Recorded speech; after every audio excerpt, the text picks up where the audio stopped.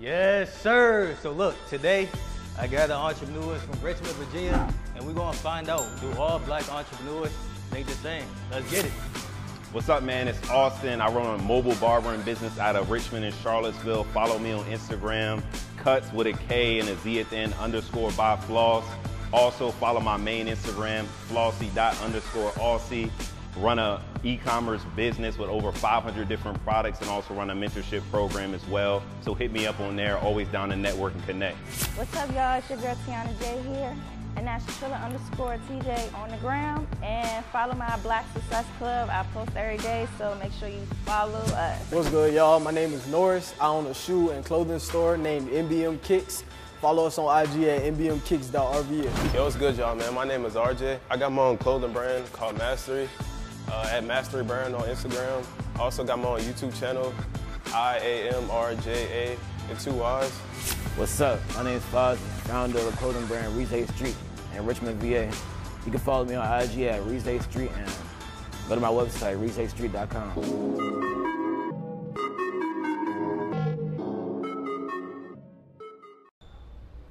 I am self-made.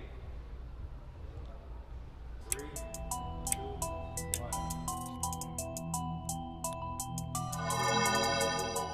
Okay, so I'm neutral because I feel like I am self-made, but I feel like my support system is definitely why I'm where I'm at.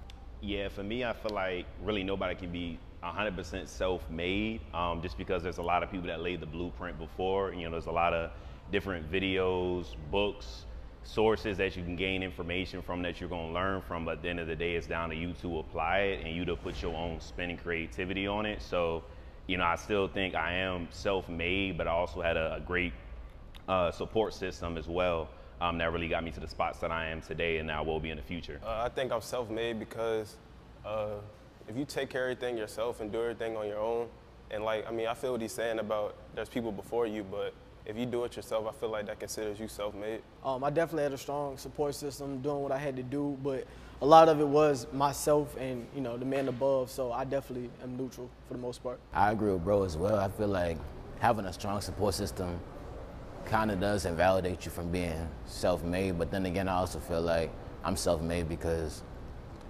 coming up, or me starting my brand, I didn't really have a support system. Everyone can be an entrepreneur. 3, 2, 1.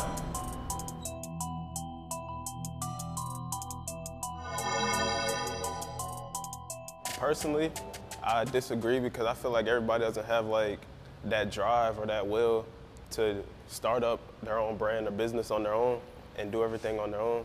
And I feel like some people are like, have to have somebody kind of like directing them and guiding them. Everybody has the means to be an entrepreneur. Everybody has the opportunity, but you know, I feel like for everybody that succeeds at a high level, they have that entrepreneurial bug or spirit within them. It's just that drive, that hunger to make something for yourself. And I feel like, you know, that's honestly a blessing from above myself. You need to go to college in order to become successful.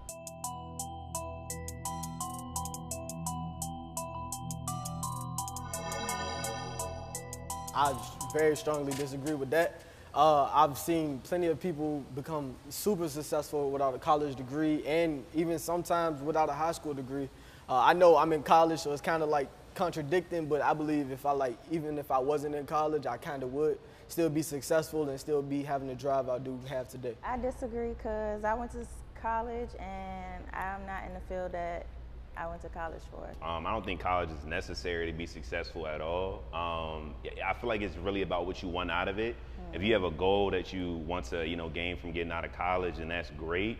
But overall, it's great networking opportunity, but it's a lot of general information. They don't teach you how to apply it and how to make money from it. The world we live in now is mostly entrepreneur driven, and I feel like you don't need to go and get a certificate to prove to somebody that you could work for them. We are our own biggest enemy as well as black people. 3, 2, 1. I run a page for Black Success, and we just be our own enemies. Like, if we support us more, then we'll definitely be where we need to be because we are the buyers. I mean, I feel like that's the biggest part. You know, black people as a whole, we have a lot of power just income wise, and if we chose to support our own community rather than go into a bunch of other things, then we could be able to really get a lot more out of it and grow as a community. And then also just not having like minimum mentality. Don't just try to get to the next level. And I feel like that's a lot of the things that we do is we just try to do a little bit better than our parents, but that's not really gonna get us to the top as a whole. So, you know, I think it is down to a mentality, but also just supporting our community as a whole. I feel like we're our own enemies because a lot of black people, like she said, won't support you. But the reason I don't strongly disagree is because I feel like it's gotten a little better.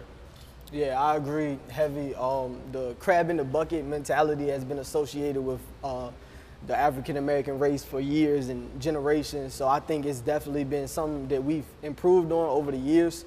I think it also has to do a lot with mentality and other things that you guys were talking about as well. So I agree. Being a black entrepreneur is harder than being a white entrepreneur in America.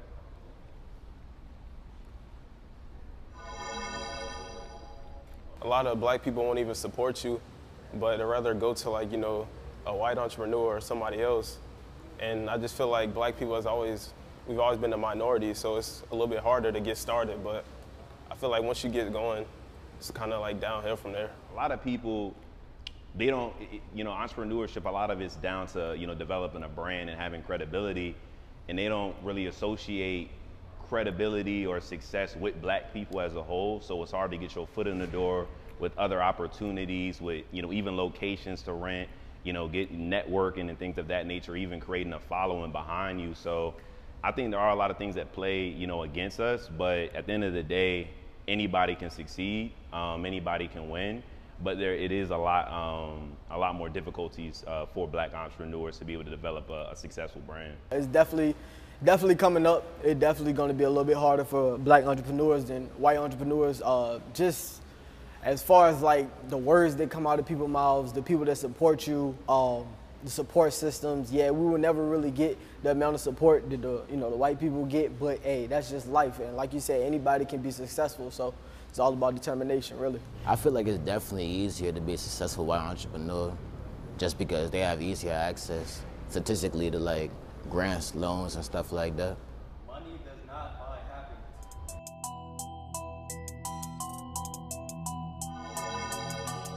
I think I'm neutral for the most part. I think everybody has their own definition of what makes them happy and what plays into their role. So it all depends on the person, really, what brings them happiness. So I'm neutral because if you have the money to do certain things, it helps. Money buys happiness, I feel, but to a certain extent. I don't believe anybody was just made to like struggle and like be broke, but it's not the whole picture. You know, so it's really about finding the life that you want to live, and having money can definitely help you get towards that life, but there's a lot of other things that go into happiness, like self-fulfillment, making an impact, spending your time where you want to be at, and money can definitely be a huge tool and get into those spots in life that you want to be in. I feel like once you have the money and resources to do so, you can do more things that could bring you the happiness that you consider making you happy. White people should be allowed to use the N-word.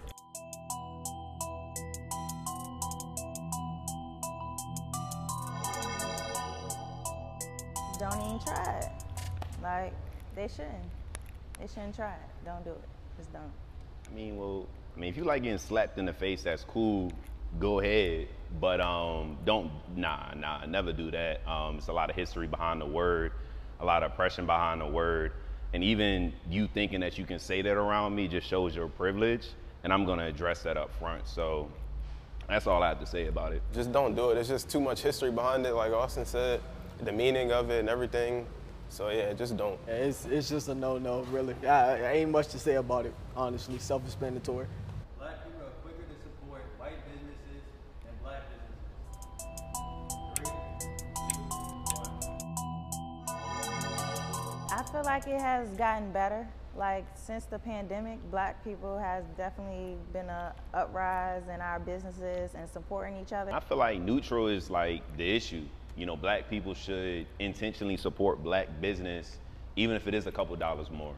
You got to realize that, you know, when you starting from something from the ground up, you don't have as many resources. So the product may be a little bit more expensive, but you're not just investing in getting that shirt or that product, but you're investing into supporting your community and investing into black people's future. So it's, you know, I think that being neutral here is the issue. I think you should 100% intentionally support black business. At a point in time, I did feel like they were quicker to support a white business, but like I said earlier, it has gotten a little better.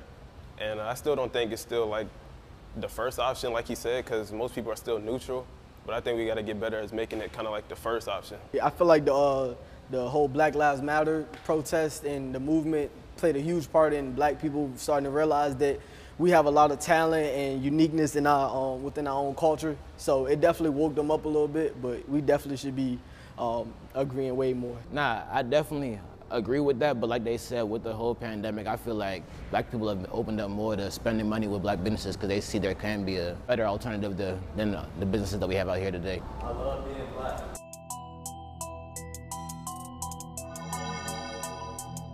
I love being black because it's just a great culture. Yeah, I wouldn't change anything about being black or myself in general. So everything about it is just amazing. I love being black because, you know, like we said earlier, I mean, it is a little bit harder, but I feel like in the end that just makes it better, and the feeling, it makes it more meaningful than like having like an easy paved way as far as like a white entrepreneur. I mean, for myself, I mean, I love being black. I feel like we have one of the best cultures overall. I mean, that's why everybody trying to dress, look like us, you know, and things of that nature as well. So I think we have a more creative culture. We have a lot more diversity within our culture. It's not the same thing. It's different with every person, which I appreciate.